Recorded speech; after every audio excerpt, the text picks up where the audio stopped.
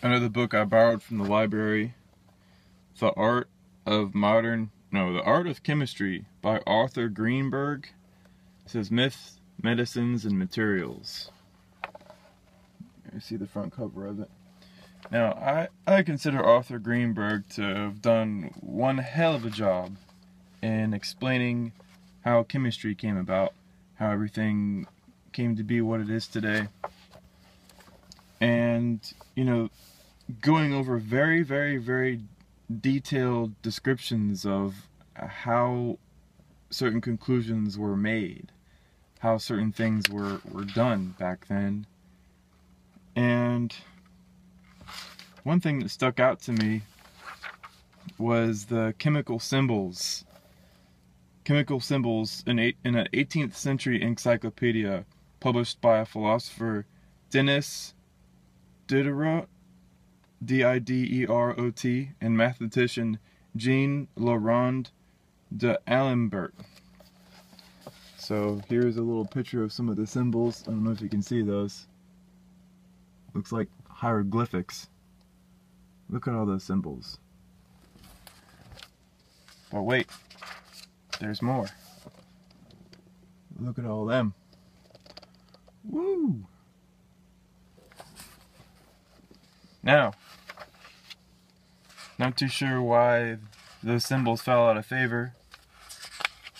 It probably is because we found out that the elemental table was simpler than that, believe it or not. If you want to go ahead and count the amount of symbols that were in here, 1, 2, 3, 4, 1, 2, 3, 4, 5, 6, 7, 8, 9, 10, 11, 12, 13, 14, 15, 16. 4 times 16 is what, 64? 64 times 4? So what's 64? 16, 256? 256 different chemicals. But yeah.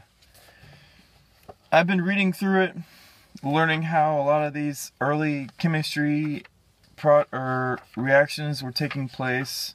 A lot of the solutions were made, the gaseous nature of the elements and the chemicals as they were, distilled and whatnot, and reacted with acids and created byproducts and all this other good stuff. And basically a lot of the early contraptions for, doing chemical experiments. And what stuck out to me, being that, I'm working on a new theory of star evolution, is that the basics for chemistry were set inside of the idea that the chemical reactions that take place are liquid and gaseous and, solids, obviously. And that's what they based the entirety of chemistry on, is liquid, solid, and gaseous material. Which brings me to something quite interesting. This book and the foundation of chemistry does not include plasma chemistry, the chemistry of a completely ionized substance. So you have a completely ionized substance acting in a different way here, and a completely ionized substance acting a different way over here. And what happens when those two ionized substances intermingle and then they recombine into gas? What happens then? How many different chemical reactions take place then? What type of reactions are those? How much heat is released from plasma recombination per different element? I mean, we always think about gases being, hot, and molecules having a high rate of velocity. But plasma, it becomes something different. It becomes subject to electromagnetic forcing, meaning the Lorentz force. You got the right-hand rule. I'm going to talk about that in another presentation, but when you have a charged particle moving through a magnetic field, it produces a force in a specific direction. Yet, some of the material is charged differently. So if you have an ionized iron, it's going to behave differently than ionized silicon, which is going to behave differently than ionized hydrogen or helium or nitrogen, or calcium or sodium. And you have all these materials acting differently, not just inside of aqueous solutions, but with plasmatic solutions. And not only that, but the plasmatic solution conducts electricity as well. So you have to include electrolytic type talk when you discuss plasma chemistry. And that's one of the big things that I'm learning here is, you know, regardless of this goes over the spiritual and mythological roots and the medicines and the purges and the ointments and the two revolutions and, you know, specialization and systemizing the science of chemistry, it doesn't include plasma chemistry at all.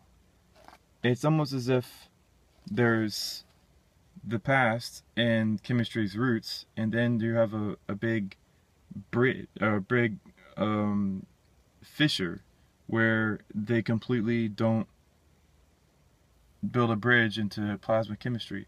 There's no bridge there. There's no bridge in this book concerning plasma. So I just wanted to point that out to my readers.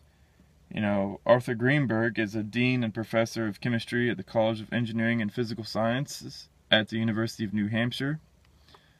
But he doesn't mention plasma chemistry in here, or any kind of notion of that, except for, you know, electrolytic substances or substances that conduct electricity weakly, or, you know, stuff like that. So yeah, that needs to be included. There needs to be a bridge built from thinking only aqueous solutions with electrolytic compounds like salt can conduct electricity, because that's neglecting basically all stars that are young, like the sun and Pollux and Betelgeuse and Bellatrix and, you know, stars. And I wonder if these people back then, when they were doing chemistry, noticed that the stars were that kind of chemistry. But, you know, we'll have to learn as we go, I guess, regarding that. All right, today is July 10th, 2015.